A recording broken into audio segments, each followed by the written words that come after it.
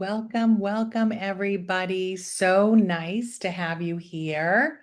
We are doing a program today from Rising Up, which is an intensive outpatient program, both online and in Buzzards Bay, serving the entirety of Massachusetts. So I'd like to introduce you to Kolby Andrade. You can give us a shout out, Kolby. Hello, everyone.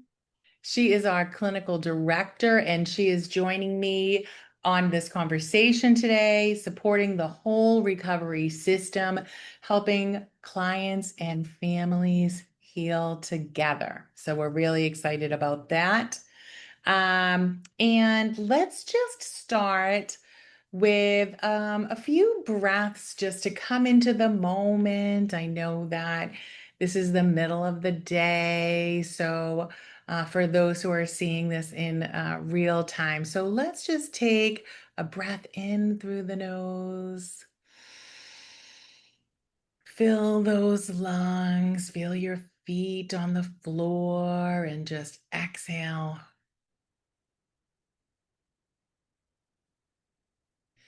And allow yourself to recognize a sound that is going on around you, maybe a clock or noises outside, and breathe in again, all the way down to your tailbone. And this time, let's breathe out as if through the bottom of our feet, anchoring and grounding in this moment. And think about presence.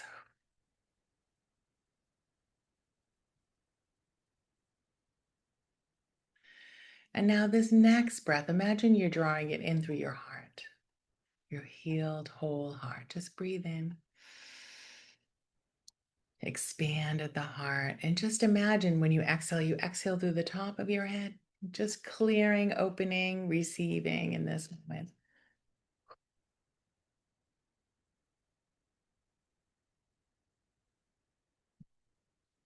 And just allow yourself to look around, notice the clock out the window, perhaps the furniture or the rug on the floor.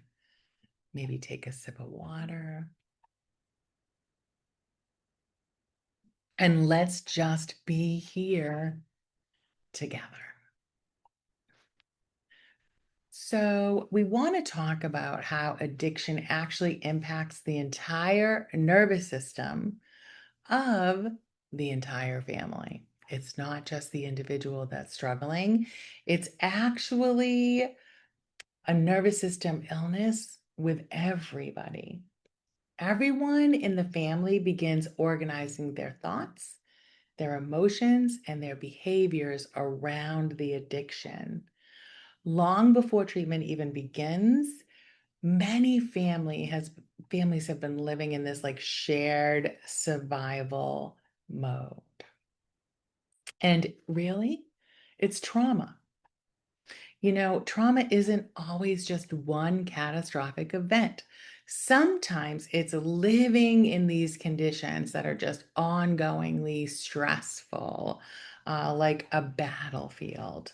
And there's a lot of tiny moments of uncertainty when you have a loved one in the throes of addiction. Here are some examples.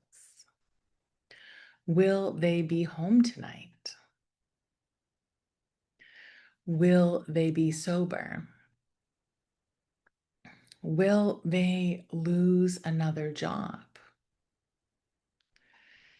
Will the phone ring at 2 a.m.? Will there be another overdose? Will today be a good day or a terrible day? And under these circumstances, the brain never gets to relax, and the nervous system just is always expecting a crisis. And so we call that hypervigilance. Hypervigilance is the brain constantly scanning the environment for danger. And family members start looking to facial expressions, listening for footsteps, the tone of voice, texting patterns, financial behaviors, medications that go missing, and even the slightest shifts in moods. Many parents can tell within seconds if their loved one is using. And it's not because they're controlling, it's because their nervous system has been trained, has been wired to detect threat. And this becomes a chronic stress. Unlike a normal stress, addiction creates unresolved stress. The body never fully returns to baseline. Instead, stress hormones get elevated.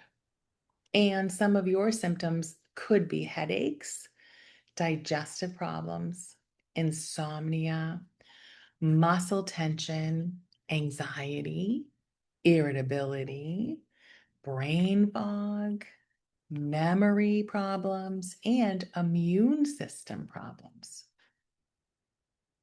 Many family members begin believing that something is actually wrong with them, their own health, when in reality, their body is actually responding in a very normal way, facing prolonged uncertainty.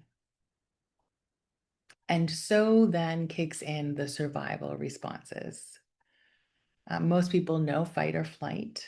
Families often experience four trauma responses. So there's fight, yelling, lecturing, trying harder, demanding honesty, threatening consequences. Not because they're mean, but because they're terrified. And then there's flight, staying busy, avoiding home, overworking, excessive planning, fixing everything. The nervous system says if I keep moving, I can prevent a disaster. But there's also freeze. And freeze is like a numbness, an inability to make decisions, a shutting down of emotions, feeling hopeless or feeling stuck. Families sometimes describe this as, I don't even know what I feel anymore. That's a trauma response. And the last one is also very, very common when it comes to addiction, fawn. And that one's people pleasing, rescuing, enabling, over accommodating, even apologizing, keeping the peace, sacrificing your own personal needs. It often does look like love, but it's actually a survival strategy. And one of the things I've really come to know is we should not have to negotiate our own humanity, our own needs, no matter what is going on with our loved ones that are having their struggles. So, all of this leads to emotional exhaustion. Families truly don't get real rest. Even during periods of sobriety, they're on guard. And this could lead to burnout, compassion fatigue, resentment, guilt, hopelessness, emotional numbness. Many family members say, I'm exhausted, but my brain can't stop worrying.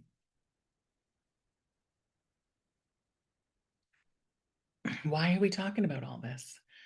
Because there is help and there's a solution, but we need you to understand how you're being impacted so that you can say, oh, yeah, that's me. I could definitely use some support.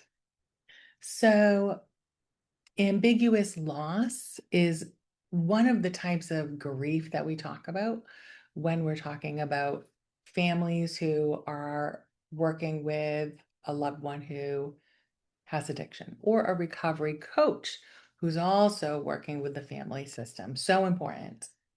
This is a very important concept. It's powerful. So if you have ambiguous loss, the person is physically present, but psychologically different. So families might say, he's here, but he's not. I miss who she used to be. I feel like I've already lost them. And this creates grief without closure. And that loss keeps changing and keeps coming. There's anticipatory grief.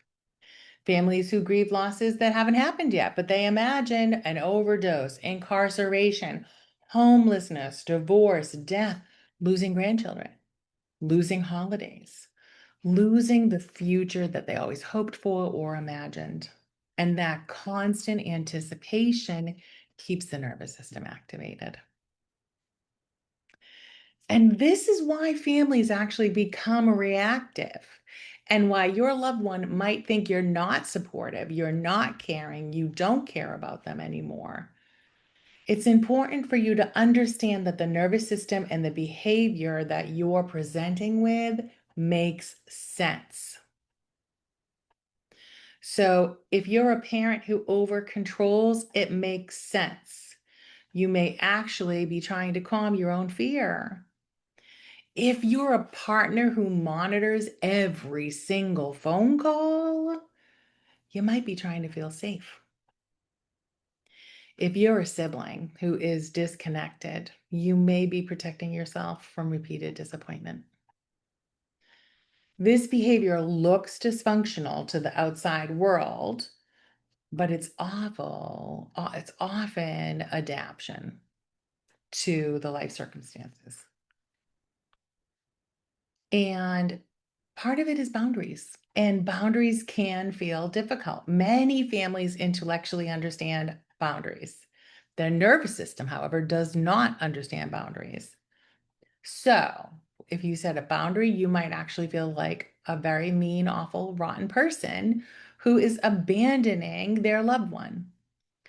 You may feel that it's your boundary that would cause the harm, not the addiction or the drug or whatever it is, right? You may feel that your boundary is going to increase their danger. You may feel guilt if you set a boundary. You may feel that you're risking catastrophe. If I set a boundary, then something awful is going to happen and it's going to be my fault. So our job is to help you regulate before we ask you to set those boundaries. We want to help you regulate your nervous system so that when we talk about boundaries, you feel better about them. That's our role, to help you. We are not just supporting the loved one, right? We're actually supporting the family around the loved one. That is our role. There's plenty of people that can help your loved one with addiction. And if you are watching this and you have a loved one who needs a recovery coach, who needs a program, call us. We do not provide those services, but we absolutely know people who do, and we would be happy to connect you. And I think that's important.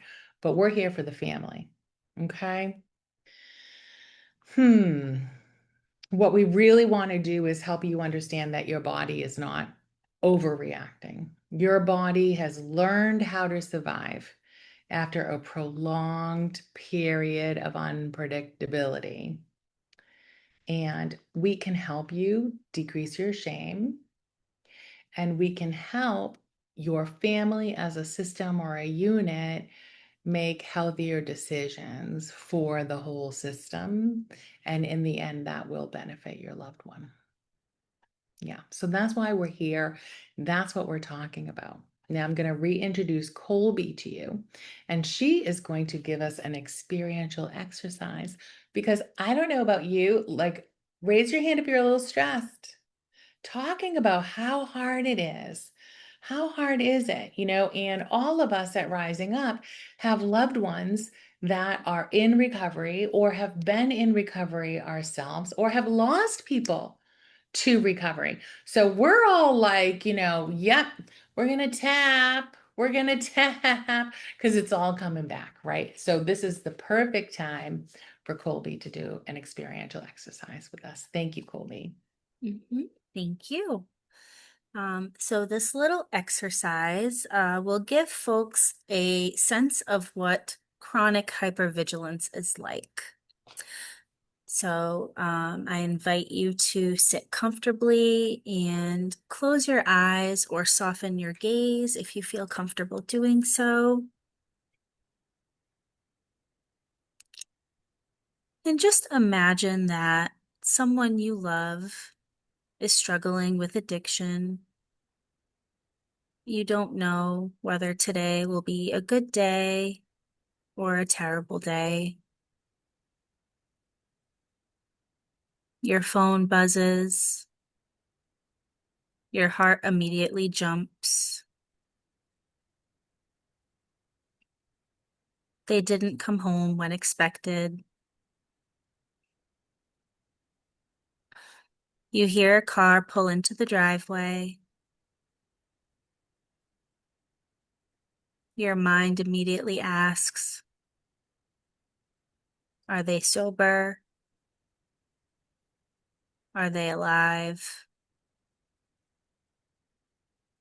What's waiting behind the front door?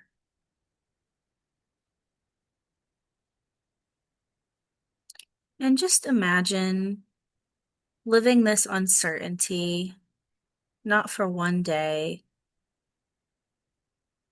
not for 1 week, but for months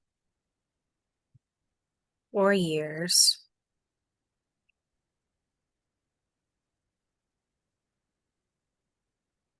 And I just invite you to notice what's happening in your body.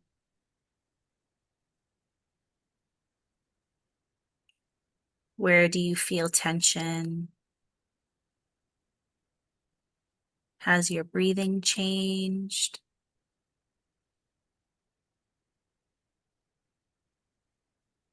What thoughts may have appeared?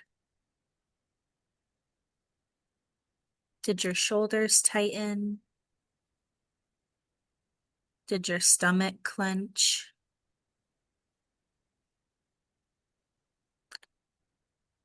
Just observing without judgment.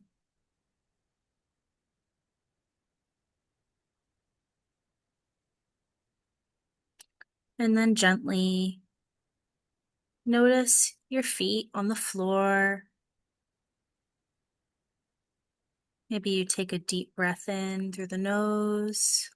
And when you exhale, lengthen that a little bit longer. Relax your jaw.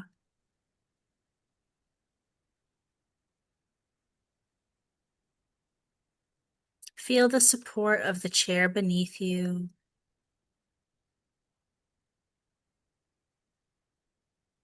And when you're ready, take a look around the room and just notice 5 things that you can see.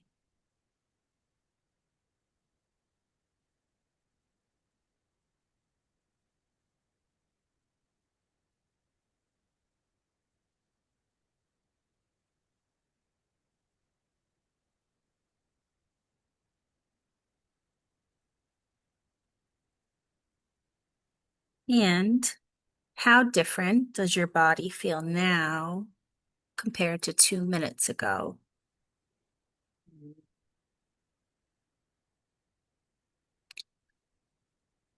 What you just experienced for a few moments is what many families experience for years. It's no wonder they appear controlling, reactive, or exhausted. Before we teach communication skills or boundaries, we have to understand the nervous system beneath behavior.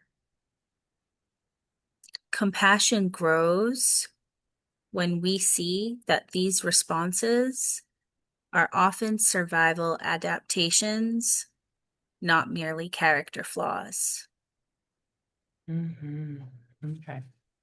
Let's put our hands on our hearts because I will tell you this is where I felt that exercise, Kolby. Thank you so much. I felt it on my heart. So let's just take a breath in through the heart and just inhale peace and exhale love.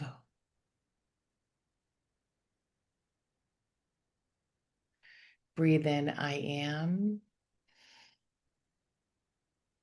And exhale, safe.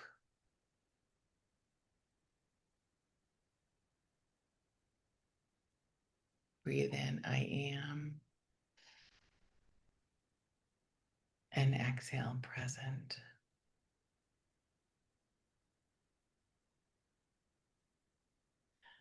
This exercise does tend to be memorable because we can really feel, we can learn about what hypervigilance feels like as we briefly experience how quickly the body responds and organize itself around uncertainty. And these concepts around nervous system regulation are easy to understand when we can feel just with a little guided meditation how our body really responds, right? Okay, so let's talk about the difference between helping and rescuing. One of the most difficult lessons for both families and recovery professionals is learning the difference between supporting someone's recovery and protecting someone from the consequences that motivate recovery, right? Helping says, I believe you can do hard things. Rescuing says, I don't believe you can survive this. Most rescuing behaviors are acts of love, but they're fueled by fear. They're not manipulative and they're not weak, but they are fear-based. So why do we rescue? They really don't rescue because they're weak. They rescue because the nervous system is activated. You're probably going to be like, wow, okay, we got the message by the end of this webinar. The nervous system is activated, and that is why all the behaviors you're experiencing are you're experiencing. So the nervous system desperately wants relief. And sometimes we mistake reliving our own anxiety for helping the other person. And that's an important distinction. This is just a rhetorical question, but who benefits immediately when we rescue? The one who's trying to rescue. Anxiety decreases and fear often softens, and our guilt even quiets for a while because we're doing something, we're taking some action. An example of the relief that comes from taking an action would be someone who maybe wants a new job. So they work on their resume. They haven't applied anywhere yet. They haven't gotten an interview or an offer, but they already feel better because they did something, right? So put rescuing in that category. I've got to do something to help my nervous system, right? So for long-term growth, for the other person to get into recovery, to get the actual help that they need, rescuing just delays their recovery because you put a little band-aid on there for that moment in time. And so, although you may be benefited if you're doing some rescuing, you're not benefiting your loved one. And in the long run, you're not benefiting yourself because you're only delaying your own possibility of having your loved one get into recovery and stay in recovery. So, so important. Helping does build capacity. Helping asks, what will strengthen this person's ability to recover? Helping sounds like, I'll drive you to treatment. I'll help you make the phone call. I'll sit with you while you're completing your intake paperwork. I'll support you even while you're experiencing consequences. Going to the emergency room, going to court, giving them a ride to their parole officer, whatever it is. Helping stays beside somebody, but it does not remove the work that that person has to do. Now, rescuing removes the growth opportunities, even though it can look compassionate. For instance, paying repeated legal fees, calling employers with excuses, repeatedly replacing the money that was stolen or lost, shielding someone from natural consequences, solving problems that really, with a little work and a little focus, they would be capable of solving for themselves. These actions usually reduce immediate pain, it's true, but they often increase long-term dependence.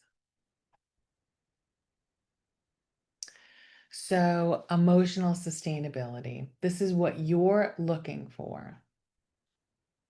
It's not about giving your person everything that you have. It's about creating a relationship you can sustain. So, whether you're a family member or a recovery coach, it's so important in every interaction. If you're feeling emotionally depleted, eventually compassion turns into exhaustion. Healthy helping is sustainable. And so you need to ask yourself this: could I continue helping in this way for the next 5 years? And if your answer is no, then chances are good that you're actually rescuing and that something needs to shift so that you get more in line with helping. And that's where compassionate boundaries come into play. Compassionate boundaries are not rude, they're not mean, they're not intended to harm, they're clarity. Boundaries answer questions like this: what am I responsible for? What belongs to them and what belongs to me? Healthy boundaries protect relationships. Without them, resentment often grows. So let's talk about nervous system informed boundaries. This is where you can really dive deep into boundaries are not punishment. Boundaries are nervous system protection. Boundaries allow nervous system to return to regulation.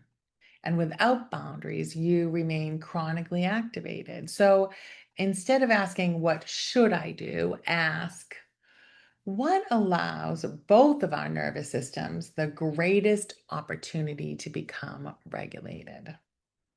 That's a completely different question, isn't it? What allows both of our nervous systems, the system, to become regulated? And how we do this is with accountability. Recovery does require accountability, but accountability without shame. So shame says you are the problem. Accountability says your behavior has consequences, and I believe you are capable of making different choices. Shame disconnects. Accountability invites growth. Family members, recovery coaches, if you care about someone who is in the throes of addiction, you can model accountability with compassion. Here's some ideas about questions you can ask your person that you're trying to help. What feels like the next healthy step? What support would you actually like today? How can I help? What responsibility do you think belongs to you? What responsibility do you think belongs to me? What will happen if I don't actually fix this problem that you have? And how can I empower you? What would that look like?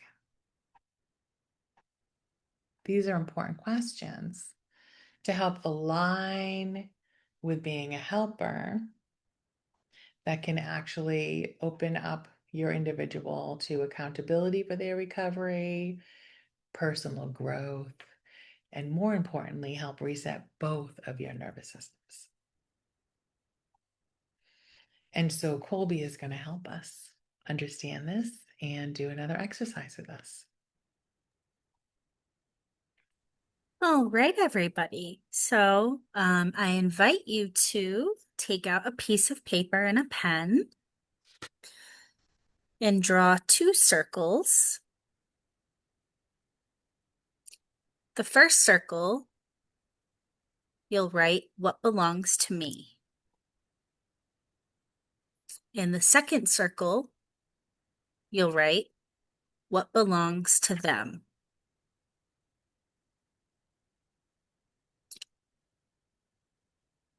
I'll hold up my little demo. Just Thank like you, that. Leigh-Ann. Yep, You're just like that. welcome. Yeah. And so in that first circle, what belongs to me, you're going to write my choices,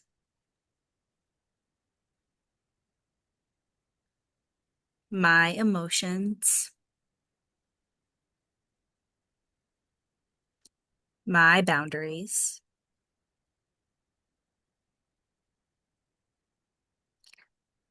my values, and my nervous system regulation.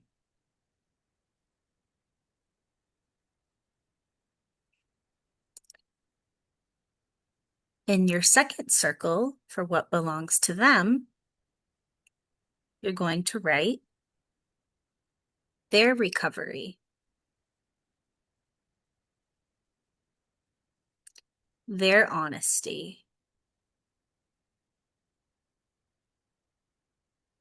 their accountability, their motivation to change,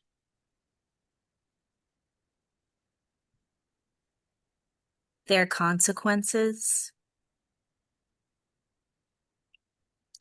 and their decisions.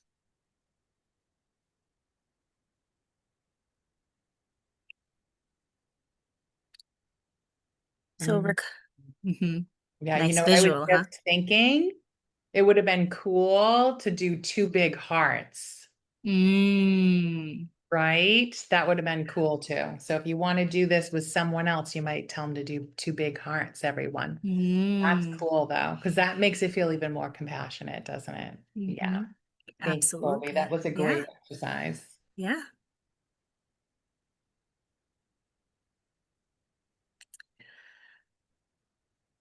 Okay, go ahead. All right.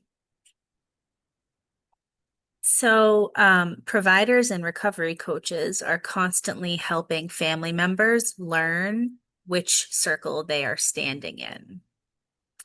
So, some food for thought, or which heart they're standing in. Yeah, absolutely. Yeah. So, we are going to ease into another experiential reflection activity. So, I invite everyone to sit comfortably. And if it's comfortable for you, you can close your eyes or lower your gaze. And let's just take a slow breath together, inhaling through the nose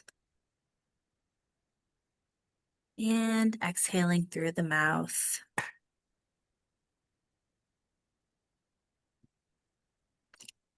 And just imagine that someone you care deeply about who is struggling.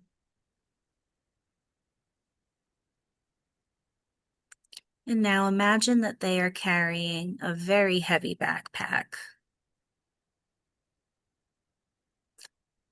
That backpack contains their addiction, their choices, their consequences, their healing, their recovery.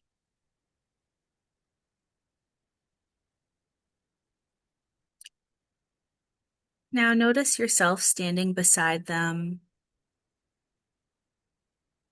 and without thinking too hard, Ask yourself, am I walking beside them, or somewhere along the way, did I quietly pick up their backpack?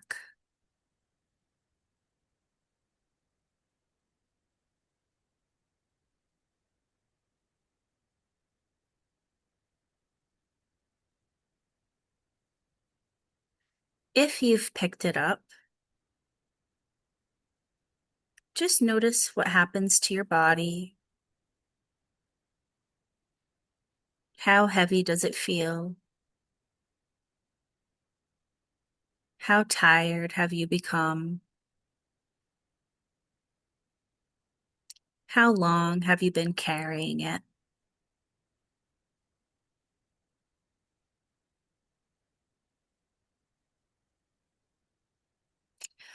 Now imagine gently handing the backpack back to them,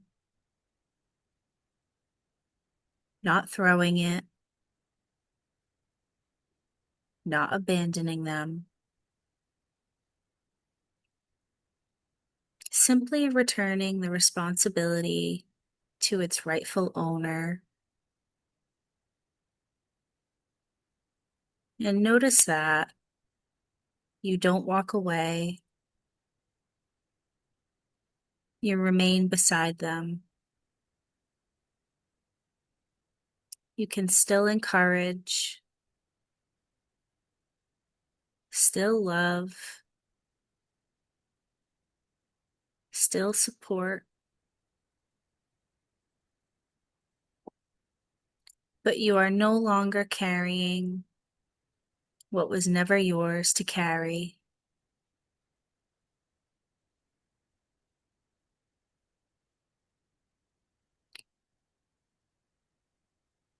And take one deep breath. Feel both of your feet on the floor. Relax your shoulders. And notice whether anything in the body has shifted.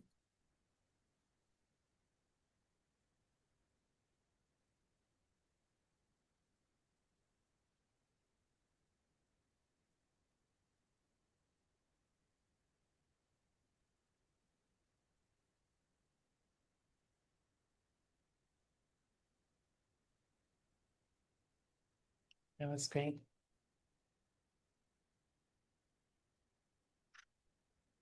And just a couple of reflection questions.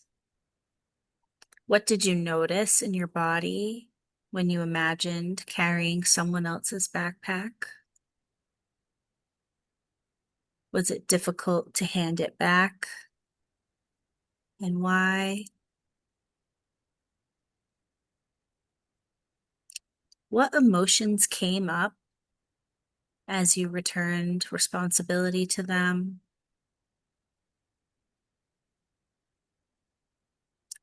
And how did your body feel once you were walking beside them instead of carrying their load?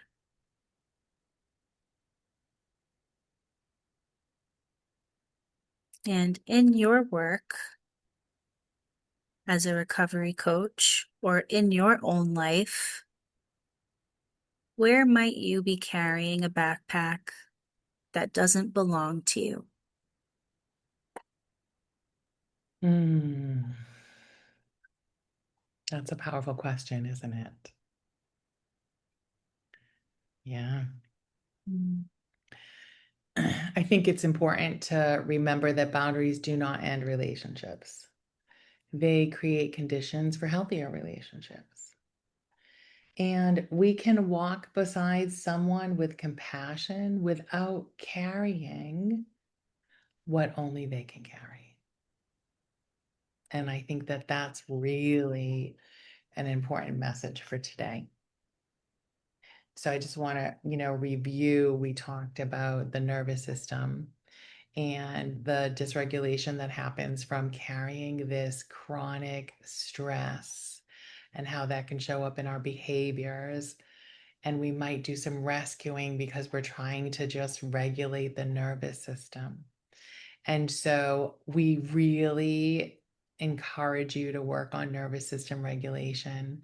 You can do that through rising up in our IOP or with an outpatient therapist or any body-based somatic treatments.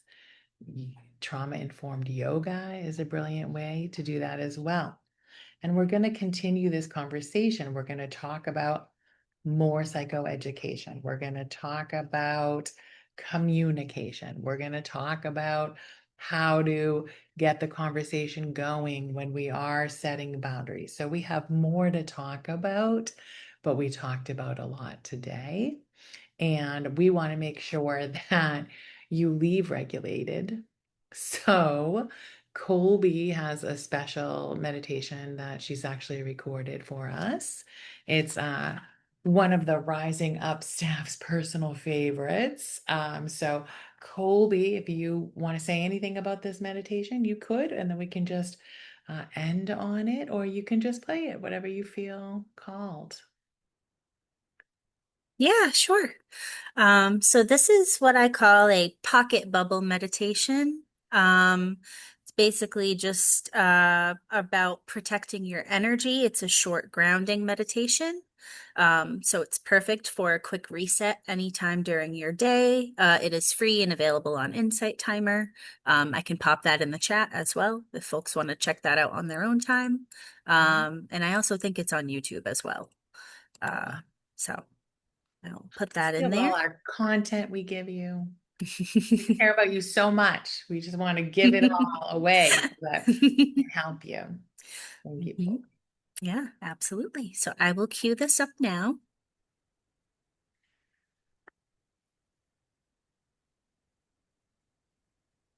All right, and here we go. Sometimes throughout the day, we absorb a lot. Other people's emotions, stress, expectations, the general noise of the world. Over time, it can start to feel heavy or draining. This short meditation is a way to gently return to yourself. It helps you ground your body, reconnect with your own energy, and create a clear boundary so you're not carrying what was never yours to hold. Let's begin. Find a comfortable position and allow your body to settle. Take a slow breath in through your nose and release it gently through your mouth. Again, breathing in and letting it go. Begin to notice the places where your body touches the ground or the chair beneath you. Feel the support holding you up.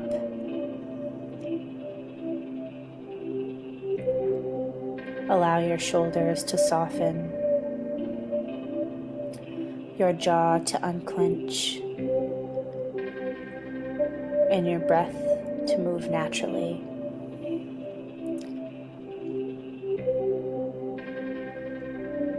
Imagine now that beneath you, the earth is steady and welcoming. With each breath out, let any tension drain down into the ground where it can be composted and transformed.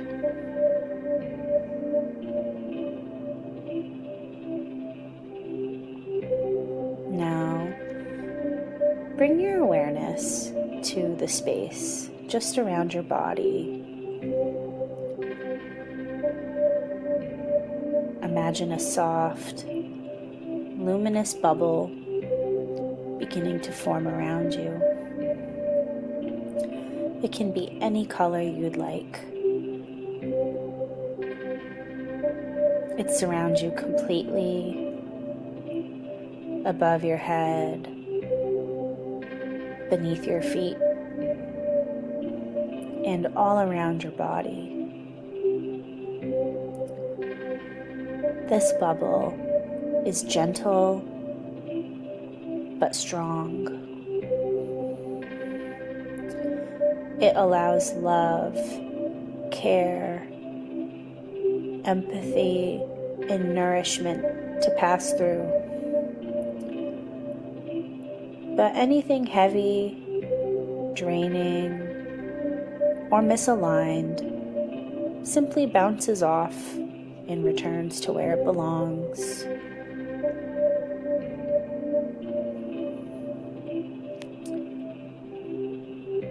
Take a moment to feel this boundary around you.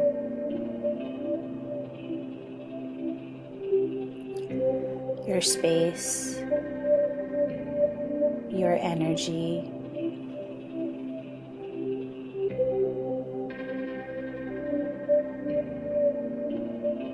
Quietly remind yourself,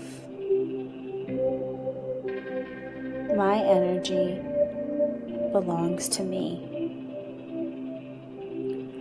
I am allowed to protect it. I am allowed to keep what is mine and release what is not.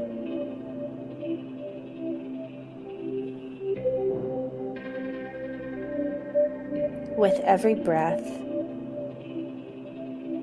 your bubble grows steadier and brighter, holding you safely in your own energy.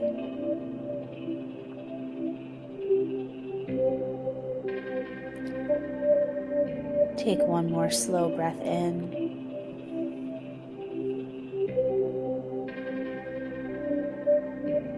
And as you exhale, gently return your awareness to the room around you, bringing this protective space with you as you move along throughout your day. Thank you for taking the time to meditate with me. Namaste.